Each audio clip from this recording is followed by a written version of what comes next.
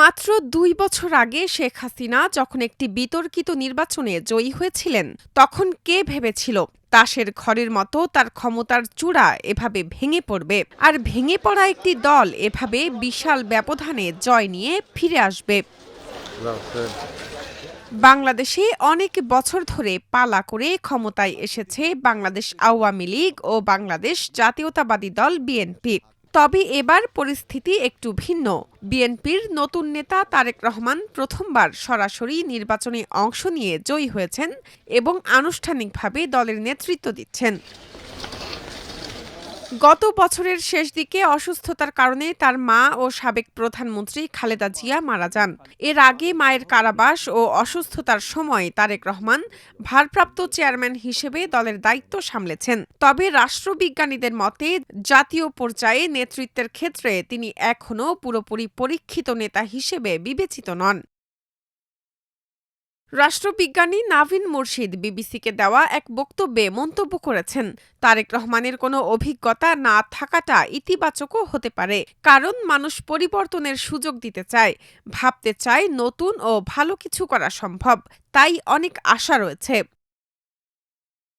নির্বাচনের তফসিল ঘোষণার পরপরই বিএনপির জ্যেষ্ঠ নেতা আমির খসরু মাহমুদ চৌধুরী বিবিসিকে বলেন, গত এক দশকে যেসব গণতান্ত্রিক ও আর্থিক প্রতিষ্ঠান ধ্বংস করা হয়েছে সেগুলো আমাদের আগে ঠিক করতে হবে।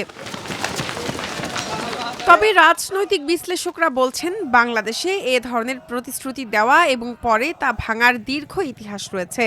ক্ষমতায় আসার পর রাজনৈতিক দলগুলো ধীরে ধীরে কর্তৃত্ববাদী হয়ে ওঠে। তবে এবার ২০২৪ সালের জুলাই অভ্যুত্থানে অংশ নেওয়া ও হাসিনাকে ক্ষমতাচ্যুত করা তরুণ প্রজন্ম এমন ধারার রাজনীতি মেনে নিতে রাজি নয় বলে মনে করা হচ্ছে।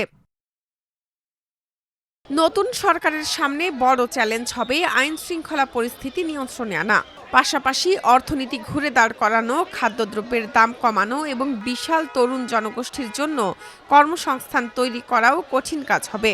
সমাজবিজ্ঞানী সামিনা লুৎফা বলেন, সরকার পরিচালনায় অভিজ্ঞতার অভাব সব দলের ক্ষেত্রেই প্রভাব ফেলছে।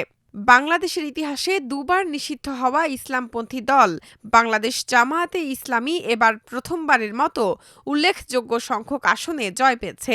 ছাত্র জনতার অভ্যুত্থানে নেতৃত্ব দেওয়া শিক্ষার্থীদের নিয়ে গঠিত এবং জামায়াতের জোটসঙ্গী জাতীয় নাগরিক পার্টি এনসিপি তাদের প্রথম নির্বাচনে ৬টি আসনে জয়ী হয়েছে।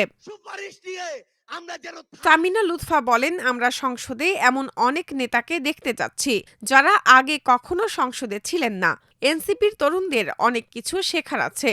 অন্যরা রাজনীতিতে অভিজ্ঞ হলেও দেশ চালানোর অভিজ্ঞতা নেই, তাই সামনে সময়টা কঠিন হতে যাচ্ছে। জনগণের প্রতি গণতন্ত্র পুনরুদ্ধারের দাবির প্রেক্ষাপটে আওয়ামী লীগকে রাজনীতিতে ফেরানো সমর্থন করবেন কিনা এ প্রশ্নে বিএনপির জ্যেষ্ঠ নেতা আমির খসরু বলেন, এটি আমাদের সিদ্ধান্তের বিষয় নয়। তিনি আরও বলেন, নির্বাচনী প্রক্রিয়ায় ফিরতে আওয়ামী লীগের সময় লাগবে, কারণ তাদের গ্রহণযোগ্যতা নিয়ে প্রশ্ন আছে। হত্যা ও নিপীড়নের অভিযোগ থাকলে ভবিষ্যতে তাদের রাজনৈতিক অবস্থান কি হবে তা জনগণই ঠিক করবে। ভারত থেকে শেখ হাসিনা গত বৃহস্পতিবারের এ নির্বাচনকে প্রতারণা ও প্রহসনের বলে আখ্যা দিয়েছেন এবং আবার নতুন নির্বাচনের দাবি জানিয়েছেন, যেখানে আওয়ামী লীগ অংশ নিতে পারবে। বিবিসির প্রতিবেদনে উঠে এসেছে, বর্তমানে হাসিনার দলের বিরুদ্ধে জনরোষ তুঙ্গে, কিন্তু দেশের রাজনৈতিক ইতিহাস বিবেচনায় আওয়ামী লীগকে চিরতরে বাতিলের খাতায় ফেলে দেওয়াটা হবে অপরিপক্কতা।